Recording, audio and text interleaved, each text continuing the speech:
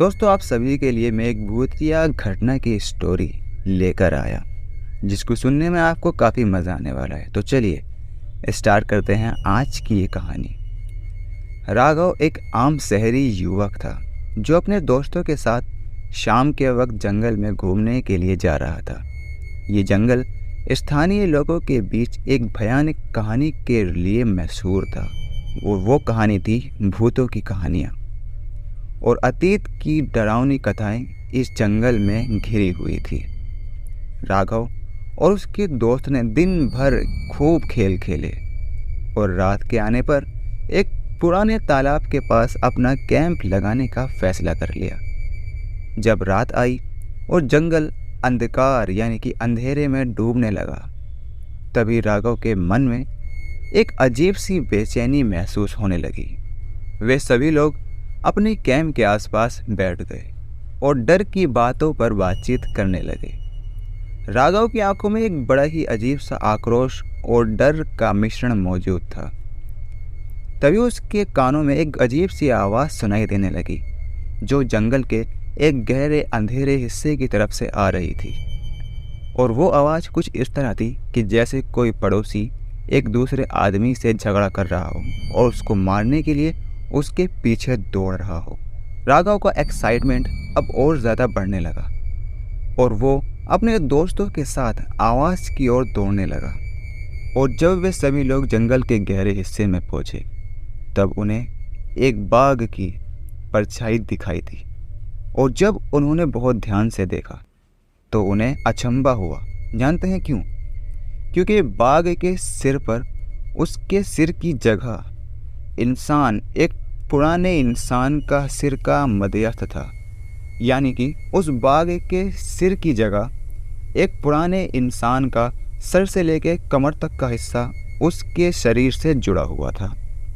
राघव और उसके दोस्तों ने जब ये मंजर देखा तो उनके मुंह से बड़ी ही अजीबो-गरीब आवाज़ें निकलने लगी। और जब वो आवाज़ें उनके मुंह से निकली, लेकिन वो इतनी ज़ोर से बोल रहे थे कि वो आवाज़ें उस बाघ तक पहुंच गई और बाघ उनकी तरफ बढ़ने लगा। और अब वे सभी दोस्त अपनी जान बचाने के लिए उस तालाब के पास पहुंचकर एक कश्ती में बैठकर अपनी कश्ती को आगे धकेलने लगे। लेकिन वो बाघ सिर्फ एक कूद में ही उस तालाब के तट पर उन्हें खाने या उनको मारने के लिए पहुंच गया। राघव ने एक अंतिम कोशिश करते हुए उस तालाब की ओर एक धाव किया, यानी कि उस तालाब की तरफ दौड़ने लगा, जबकि उसके दोस्त डर के मारे बिलख रहे थे और वहीं पर खड़े हो गए थे। लेकिन फिर भी राघव ने काफ़ी हिम्मत दिखाई। राघव तालाब के पानी में उतर गया, जहां उसने एक बड़ी ही अजीब सी बात देखी। उसके आसपास के पेड़ों पर एक कांटों से बनी हुई तार फैली हुई थी।